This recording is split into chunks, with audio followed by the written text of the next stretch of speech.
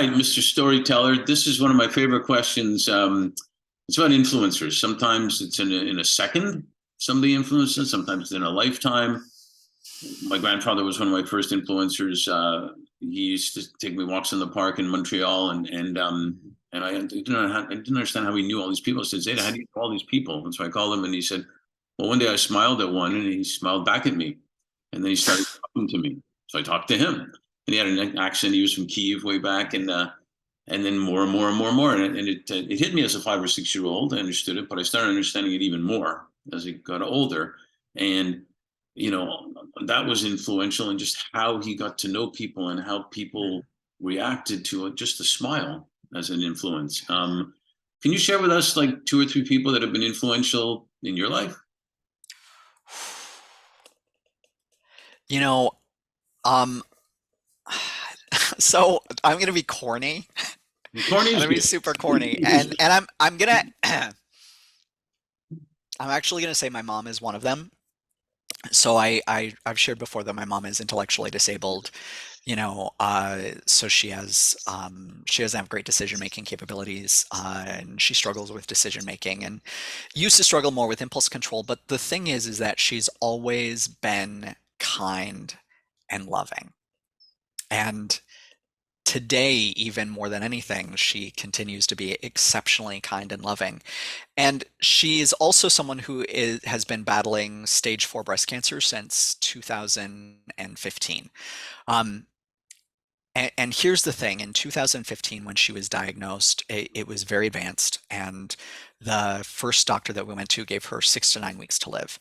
And wanted to put her into hospice, didn't want to treat her, said that she was so far gone it was not even going to be worthwhile. Uh, and I accepted that.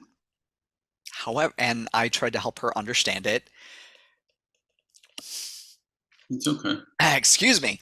So, Don't excuse that. I love them, but so she said to me very kindly, "Can we please talk to another doctor?" Humble. I would be like, "Hell no!" But the fact is, we did talk to another doctor. And here she is now. It's 2023, and she's still alive, well past the 6 to 9 weeks point. So there was that idea of, even in the face of hopelessness, not giving up, asking for one more chance. And so that's what I have tried to embody, is kindness and empathy and drive balanced with asking. Like, I am not afraid to ask for help, and I don't think any of us should be, because it isn't about weakness. It's it's actually strength. It's actually strength. There are other people who, that's yeah, I interrupt. It absolutely is strength to be able to ask for help. It's not the more vulnerable, the better. And you can't, like you said, you can't do everything yourself. You need a team. So kudos to her, and kudos to you for listening to. yeah, absolutely. And there are other people who I have not met, but who have influenced me in different ways, and some of them come from the world of entertainment. I look at, like, Lil Nas X, for example, who's a rapper and pop singer who, you know, after he was well, when we say after he was successful, his career had really just taken off, and he decided to go public about his sexuality and say, "I'm gay." And in that field, in hip hop and rap especially, what a risk. What a risk. We have not seen really any major breakout stars in music who have come out.